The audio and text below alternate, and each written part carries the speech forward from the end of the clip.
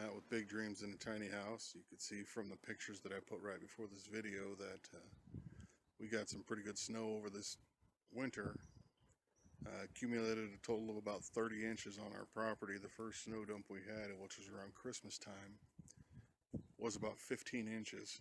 So I just want to give you a little bit of an update outside of what we've found and what we're doing.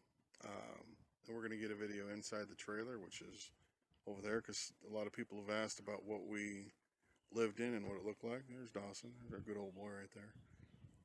So I just thought I'd go ahead and do a walk around real quick, springtime, let y'all know what we're doing. So as you can see, we got a lot of the stuff done in the house. Don't have so much construction stuff laying around like we did for months. But we had a power company come out here and move one of our poles. They moved it from where it was about 75 feet back. So if we're looking at this pole right over here, that pole right there, got moved out to our property, moved back from where it used to be, which is in front of the tiny house. So you can see that big old brush pile. That's all the stuff that fell off our trees over the winter time, loaded down with snow and ice and just collapsed, and we had brush and debris everywhere. You look back there, way back there in the back, that big pile behind the fence, that's been accumulating for a few years, I guess. The other people that lived here just tossed a bunch of stuff out there, and we're going to end up burning it too. We burnt some of it in that barrel right there, which you'll see at the end of this video. We have some pictures I'm going to post on there if you want to take a look at those and see what we did. But the purpose of this video is what we're going to be doing with this right here. This is our little garden area. So what we're going to end up doing is, we found some pretty good information from a YouTuber that we watched, Life Inside a Box. He did a permaculture basin with some gray water that they use out of their shower. So I'll have a post of that video down so you can take a look at it if you want to go and see basically what we're going to be doing. So what we're going to be doing is a little bit different than what they did. Because we're going to go off this pipe right here, which is just for now. That is piped into that's where our washing machine pumps out of. So it just goes over here for now. I had to put up this little lean-to shed. The wind was blowing real bad and it turned off our pilot for our water heater. We've got an instant on water heater back here. You take a look. I've showed this before, but we're actually using it because we're living in a tiny house now. So that is an EcoTemp L5. I believe it's an L5.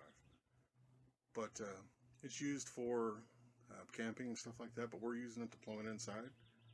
It's got a temporary connection right there with the water hose just in there, just to make sure that everything's done and everything works correctly. It does. It works fantastic. We got it set right now to where we have long hot showers, as much hot water as we want to. It runs the hot water in the bathroom sink as well as the shower. So highly recommend that unit. It's easy to use, works fantastic. The only detriment, the only downfall that we found was the water gets way too hot. So you're going to have to adjust it just to kind of get the flow and the heat to where it's comfortable for you to take showers with. But anyways, we built a pallet wall here, my son and I, because the wind blows the top of that thing over there. If you look at the top, it blows out and it'll blow the pilot light out. You'll just get the hot water will turn off and it'll be freezing cold. Day, so we could go ahead and cover the wind. But anyways, enough about that. Great little unit. I highly recommend that for anybody who's going to be doing an off-grid situation. Want hot water, runs off of propane and 2D batteries. That's it. Excellent unit. So what we're going to do is down here, if you can see that drain coming out of there, that right now is going into this trench that you can see there, which goes into the garden. But we're going to divert that, and we're going to take that over to that other pipe that I showed you. And that's going to be feeding the garden. So, with that pipe coming over to this pipe, It's going to be going in this direction over here. We got enough of a slope here that we can bury it so we don't run it over with the lawn tractor. And it's going to go over here right on the outside of this pipe, or excuse me, this pole. Going to go all the way down to the other end, and we're going to have 5 drip lines that are going to be going in this direction. So we're going to have a bonfire, and we're going to burn all this stuff up here this weekend, and then we're going to burn all of the ground, and then we're going to rototill it under again. So we're going to get ash, the dead grass, and the other stuff that we put in here last year, and then we're going to start putting our garden rows down. This little tractor over here,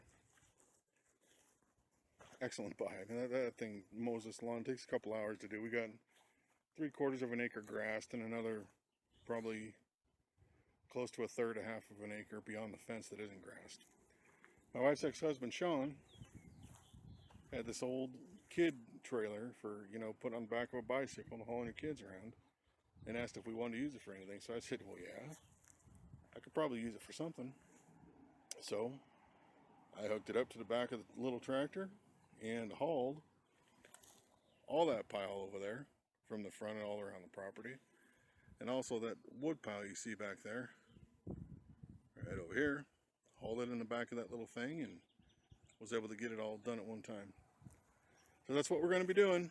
I'm going to put some pictures at the end of this video to show you how the winters were, show you a little bit of a bonfire picture, some fun with the kids, so on and so forth. We got 2 more videos that are going to be posted up here in the next day. One of the inside of that, with a new tour of everything that we've done and what it looks like now that we're living in it. And that, which is what we lived in for over a year while we were building that. So if you like this video, go ahead and please subscribe to it and comment and let us know how you think we're doing. Have a good day, and thanks for watching.